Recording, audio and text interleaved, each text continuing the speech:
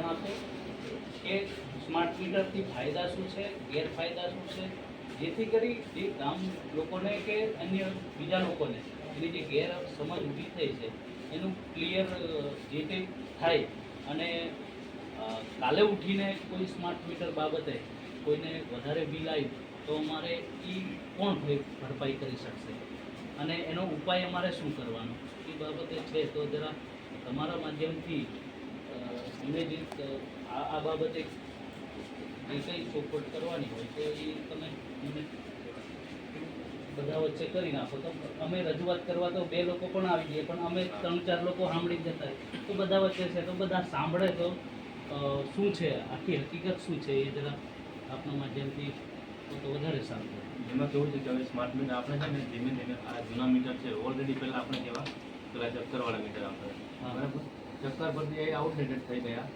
એમાં ઘણા બધા પ્રોબ્લેમ આવતા એટલે પછી ડિજિટલ મીટર લાગે આપણે. હવે ડિજિટલમાં એવું છે કે એમાં પાછું થોડું આપણે જેમ જેમ સંશોધન થાય ને એ પ્રમાણે અપગ્રેડ થાય છે.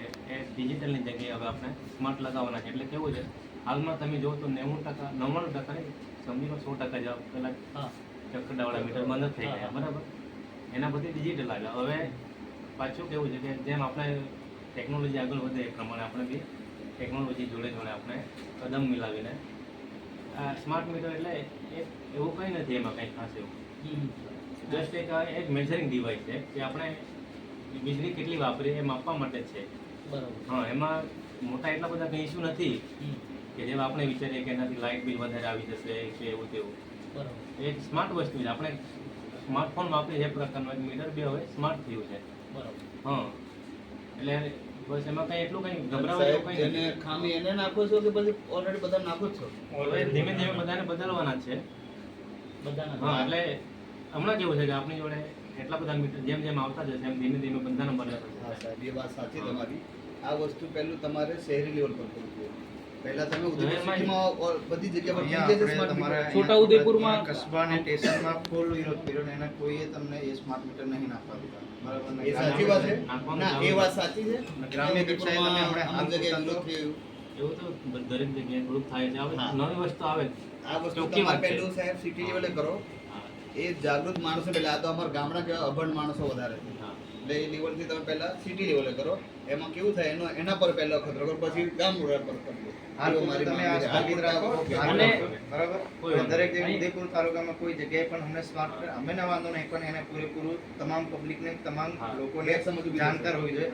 આમાં એવું છે મોબાઈલ વાળું સિસ્ટમ, જ્યાં સુધી તમે વાતચીત કરો ત્યાં સુધી એ મોબાઈલ સિમ કાર્ડ ચાલુ રહે, તમારું રિચાર્જ પૂરું થઈ જાય એટલે ફરી પાછું મહિનાવાળી વાત આવી લોકોને ગેરસમજ ઊભી થાય. ત્યારે તમારા જીબી અધિકારી વત્તા આપણા વાળા પબ્લિક સામાન્ય પબ્લિક અને જીબી અધિકારી વચ્ચે ક્યારેક ઘર્ષણ થતું હોય છે તો સાહેબ વ્યાજબી નથી. અને આ જે વીજ ચોરી માટે જે ગ્રામ્ય કક્ષાએ જે સવારમાં જ બધી રેડો બધું પાડો છે પડાવો છે, ઘણી વખત અધિકારીઓ તમારા ત્યાંથી તોડ પાડીને આવતા રહે છે. આ વસ્તુ ના થવું જોઈએ. આ જે ઉદયપુરમાં અમારા લોકોએ કોઈ સાંભળ્યું નહીં કે કોઈ ફેક્ટરી રેડ પડી કે કોઈ ઉદયપુર ના શહેરી વિસ્તારમાં ક્યારેક ગ્રામ્ય કક્ષાએ પડે ને એટલે સીધું સાહેબ ઘર્ષણ હતું. ઘર્ષણ આ વસ્તુ સરપંચને તમને ખબર હતી નહીં તો પછી આ પ્રતિનિધિ નહીં ખબર તો પછી બીજાની વસ્તુ ડાયરેક્ટ તમે કરો એ વસ્તુ સ્માર્ટ મીટર તો વ્યાજબી વાત નહીં. સ્માર્ટ મીટર સાહેબ ફરજિયાત તો નહીં ને, જેને લગાડવો એને જ લગાડવાનું છે. ફરજિયાત સ્માર્ટ મીટર નહીં, એ બરાબર છે ને? કર્મચારીઓ દ્વારા એ જાણ બી નથી કરવામાં આવતી કે આ તમારે કમ્પલસરી નથી, અમે બદલવા આવ્યા છો. પેલા ગામડાનો અભણ માણસ શું સમજે કે આ તો આવું બદલાવવું પડશે એમ કરીને બદલાઈ દે. બીજા માણસોને કેમ હાથા પડાવશો? સરકારી કર્મચારી દ્વારા માણસ મોકલો. સ્માર્ટ મીટરની એજન્સી એજન્સી હશે અને એવું નથી ભાઈ. હવે આપણે સ્માર્ટ મીટર સાઇટ ફ્રી બનાવે સાઇટ મીટર એજન્સી દ્વારા એના માણસો લગાવે છે. પૈસા લીધા છે પર પૈસા લેવાના, પૈસા ફરી આપવાના કે 100 રૂપિયા કે એવા પૈસા લીધા છે.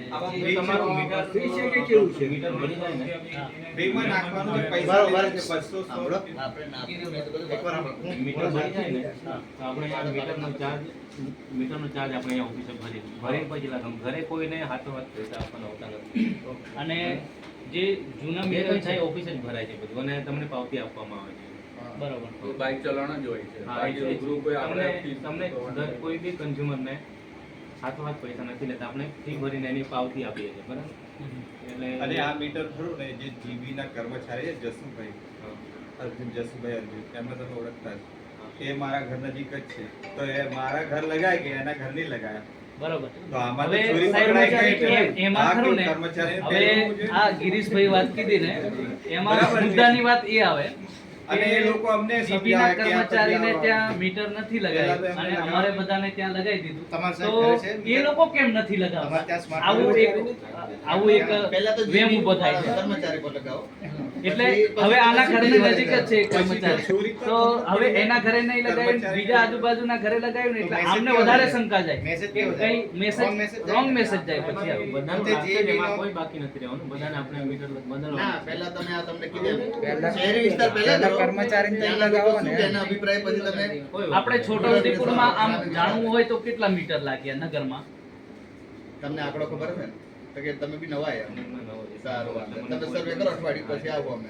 ના, એટલે બેન સાથે મારે ચર્ચા થઈ, વાત થઈ, પણ બેન બોડેલી ગયેલા છે. બાકી બેન હોય ને તો વધારે આપણે સારું રહેતું, ડિટેલમાં ને. હા, સાહેબ, પણ એ જૂના આવતીકાલે હોય કહે ને. છે.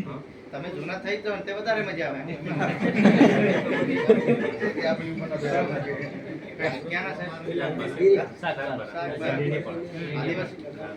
તો આ સ્માર્ટ અને લાગી ગયા એ પછી સર પેલા લાગી ગયા છે એ છે એ લોકોને સ્થળ. જૂના આમનો મીટર જોઈશે તો ગામ લગાડી લોકોનો આપશો? વિરોધ છે કે આ લોકોને લાગી ગયા ફરી જૂના બીજી મીટર જ તરફ. જોઈએ છે. આ લોકો જે સ્માર્ટ છે એમને ઉખાડવા વિનંતી એવું છે. અમે ઉપલી કક્ષાએ રજૂઆત કરીને જે કંઈ હા, એવું કરે. હા, બરાબર. એવું કેજો ગ્રામ્ય કક્ષાએ એટલે જે મોટો જૂનો વિરોધ થયો છે કરી અને અમારે અધિકારી લેવલે ગ્રામ્ય કક્ષાએ જવા માટે અમારે બધાને મુશ્કેલ પડે છે પણ તમે આ મીટરો તમારી જે કંઈ રજૂઆત છે અમે ઉપલી લેવલે રજૂ કરીને જે કંઈ નિરાકરણ આવે એ પ્રમાણે આપણે આગળ આ તો ખાલી સુરખેડા જૂથ ગ્રામ પંચાયતમાં જ ચાલુ કરે છે. જો વિરોધ ઉઠશે ને તો આ આખો વિસ્તાર આવશે. ના, એ તો વાંધો નહીં. અમે કઈ આ બી આપણા આદિવાસી છે તો હમણાં જ આપણું વાત શું કહેવા લો, આ તો હાલ તમે આપી દો લો, એક આપી દો. અહીં આવે. એટલે આ બધા